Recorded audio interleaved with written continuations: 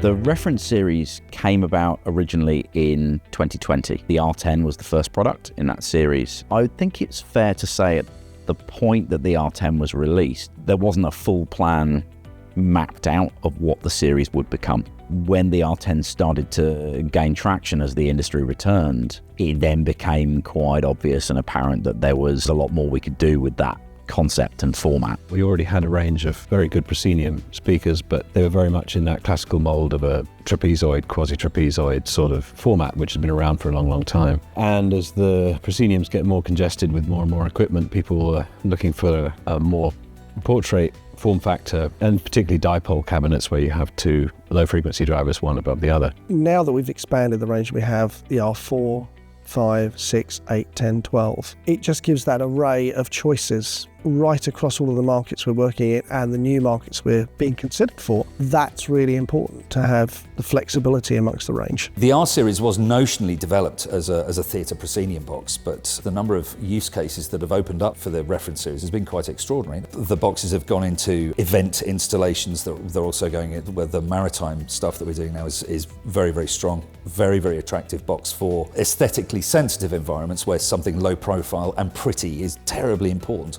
But most importantly, the things just sound sensational. The beginnings of the reference series actually stems back quite a few years before the R10. It came from a request primarily from the theatre industry for a particular physical form factor of loudspeaker that would work specifically on a proscenium arch setting. And it had come to them via various sound designer customers that they worked with. Working with sound designers has always been a very important part, certainly of my work, because I don't see a loudspeaker as this entirely abstract thing which just wobbles oxygen and hydrogen molecules. I mean, yes, you can have all the screens and all of the ways to identify its performance with various technical metrics, but in the end, its job is to convey a performance and to make you happy in some way or another. And the sound designers are also part of that interface of working out how do you get the art from the stage to the seat. I think it's fair to say that the relationship with customers is paramount to what you do. It's the most valuable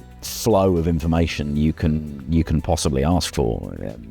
Who better to tell you what's good or bad about your product than the people who are using it? I was involved with the reference series in that I came down to listen to them quite early on when they were still in the design phase, and then was really surprised when I came back at the clarity and transparency. What I love about the R series is that the sound quality is the same throughout that range. The ability to be able to pair those speakers together and pair the smaller speakers to the larger speakers and still have the same sonic imprint, and that clarity is key to create a system that is coherent all over the auditorium, from main system to delays to side fills to surround, and you know that sound is going to continue throughout the auditorium. The first time I went over to have a listen to it in the factory, I think I said there and then I want it. It's just something a bit special. It's effortless in the way it reproduces sound. It's acoustically transparent. Mike and Ed have done a really great job with how they've designed the boxes.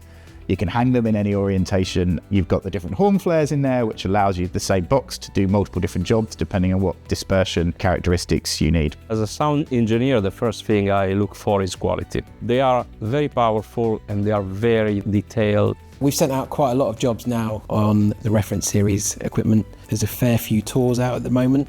Stuff like Chitty Chitty Bang Bang, 222.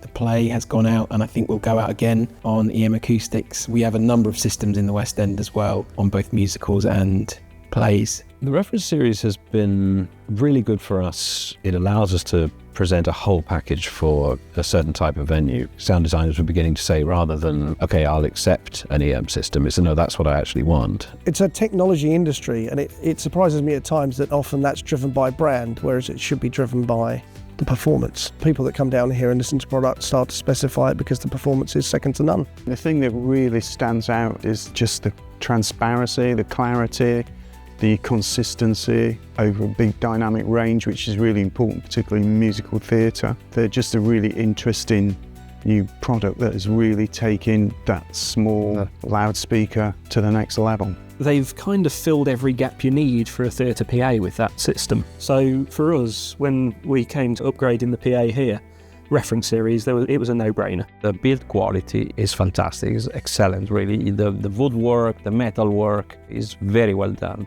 and that's very important. They do just sound incredible. They're clean, everything is there. Just listening to tracks that I've used for years, hearing new things in the tracks that I've not heard before. The reaction from customers and the market in general to the reference series has been nothing short of overwhelming. As we kind of started to bring the R10 forward, we knew we were onto something, but I don't think we'd quite anticipated the level of reaction that we were going to get. It's been very nice to hear people coming back from having done an install or a sound design and go, yep, it's great, the sound went exactly where the prediction said it would go. There's a great deal of satisfaction through the entire company now that with the addition of the R4, that the whole reference series is now complete. We now have a reference series box to suit all circumstances. It's a turning point in a way because it means that we now have an entire ecosystem to offer integrators and designers in whatever context they're operating. It's a big leap and it's a major milestone for EM. This company deserves every success. Ed and Mike, they've worked really hard for nearly 23 years to build a business, and it really is something very special.